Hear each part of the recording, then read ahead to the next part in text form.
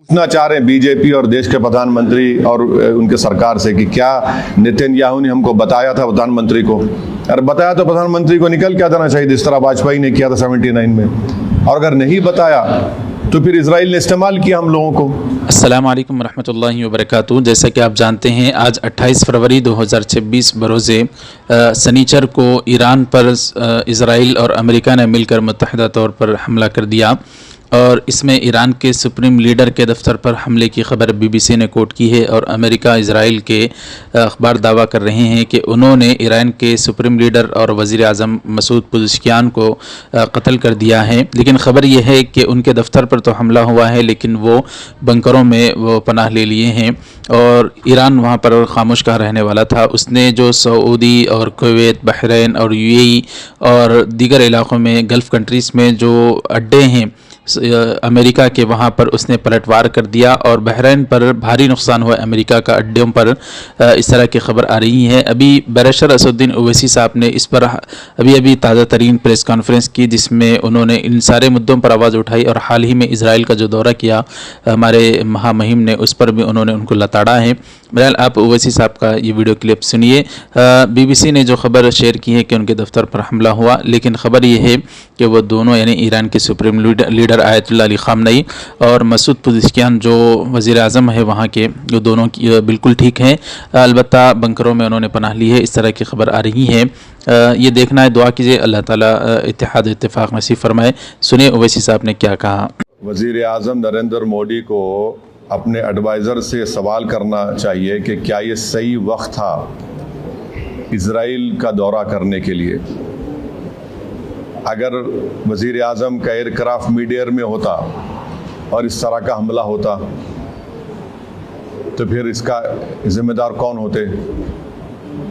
और वज़ीर आज़म को, प्रधानमंत्री को, देश को बताना है कि क्या नेतन्याहू ने उनको ये बताया था कि इजराइल ईरान पर हमला करने वाला है, और अगर बताया था तो फिर वज़ीर आज़म को चाहिए था कि वो फ़ौरन, प्रधानमंत्री को चाहिए था कि फ़ौरन अपना इजराइल का दौरा ख़त्म करके देश को वापस आते। मैं इसलिए कह रहा हूँ कि अटल बिहारी वाजपेयी 1979 में चाइना गए थे और जब वियतनाम पर हमला हुआ अटल बिहारी वाजपेयी वापस आ गए देश को। और अगर इजराइल ने नहीं बताया कि वो यूएस के साथ मिलकर ईरान पर हमला कर रहा है तो फिर ये तो इजराइल ने हमको धोखा दिया। देश के 133 करोड़ जनता को इजराइल ने, भारत की, धोखा दिया है, बिट्रे किया है। उन्होंने प्रधानमंत्री के विजिट को इस्तेमाल किया है ईरान पर अपने एक वल्गर अटैक के लिए, और उन्होंने प्रधानमंत्री के विजिट को इस्तेमाल किया है ईरान पर हमला करने के लिए, और जो जेनोसाइड उन्होंने फ़लस्तीनियों का किया है गाज़ा में उसको कवर अप करने के लिए। और तीसरा, उसमें मैसेज ये जाएगा कि भारत ईरान के साथ नहीं खड़ा है, भारत इजराइल के साथ खड़ा है। और भारत को क्या हासिल हो रहा है इस हमले से, बताइए? कुछ फ़ायदा हुआ भारत को इस हमले से? छठी बात यह है कि 10 मिलियन भारत के नागरिक गल्फ़ कंट्रीज़ में रहते हैं, 10 मिलियन। उन आम उस देश के आम नागरिक पर क्या मैसेज जाएगा कि प्रधानमंत्री मोदी के विजिट के ख़त्म होने के फ़ौरन बाद इजराइल ने ईरान पर हमला किया। अब आप देखिए, बहरीन में हमला हो गया, क़तर में हमला हो गया, हाँ, सऊदी अरेबिया पे हमला हो सकता है। तो ये वहाँ की जनता को हम क्या पैगाम दे रहे हैं? हम तो हमेशा न्यूट्रल थे। देश के प्रधानमंत्री को और बीजेपी को समझना चाहिए कि हमारी 80 साल की जो लेगेसी थी कि हम न्यूट्रल थे इस मामले में, आज उसका क्या हो गया बताइए। और फिर बहुत गलत मैसेज गया है तमाम ये गल्फ़ कंट्रीज़ को, चाहे बहरीन हो, क़तर हो, इराक़ हो। और हम जानते हैं कि क़तर होस्ट कर रहा था कि सीज़ फायर हो गाज़ा में, इजराइल ने वहाँ पर हमला कर दिया, बॉम्बिंग की। इसमें भारत का बेनिफिट क्या है बताइए? और प्रधानमंत्री के साथ जो आपकी बरादरी मीडिया के लोग गए थे कवर करने के लिए, वो भी फंसे हुए इजराइल में, अब उनका क्या होगा? तो ये जो, और लार्जर पॉइंट ये है कि यूएस पे अब कौन भरोसा करेगा? आप बातचीत भी कर रहे हो और हमला भी कर दे रहे आप।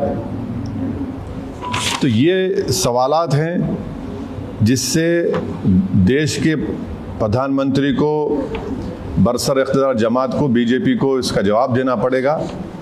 और बड़ी अफसोस की बात है कि प्रधानमंत्री इजराइल को चले गए, फिर उनको वहाँ पर एक उनकी नेसेट में, पार्लियामेंट में एक अवार्ड भी दे दिया गया, और प्रधानमंत्री के वज़ीर आज़म की मौजूदगी में वहाँ के अपोजिशन ने वॉकआउट भी कर दिया। इजराइल ने नरेंद्र मोदी के इस विजिट को इस्तेमाल किया हमला करने के लिए और दुनिया को बताने के लिए कि भारत उनके साथ खड़ा हुआ है, बल्कि ये बेट्रेयल है। हम पूछना चाह रहे हैं बीजेपी और देश के प्रधानमंत्री और उनके सरकार से कि क्या नेतन्याहू ने हमको बताया था प्रधानमंत्री को?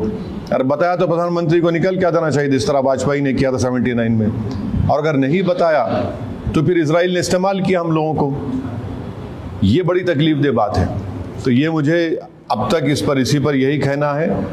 हम उम्मीद करते हैं कि जो 50,000 अभी भी भारत के नागरिक ईरान में है और 10,000 इजराइल में है, उनको वापस लाया जाए। सिर्फ एडवाइजर इशू कर दिया आप बताइए, प्रधानमंत्री गए हैं वहाँ, 10,000 अभी भारत के नागरिक इजराइल में है, 50,000 अभी ईरान में है, 10 मिलियन पूरे जीसीसी कंट्रीज में है। किसको नुकसान होगा बताइए इससे?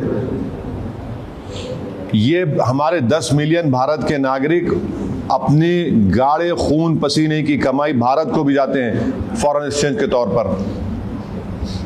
नेशनल इंटरेस्ट क्या सर्व हुआ हमारा बताइए प्रधानमंत्री के जाने के बाद?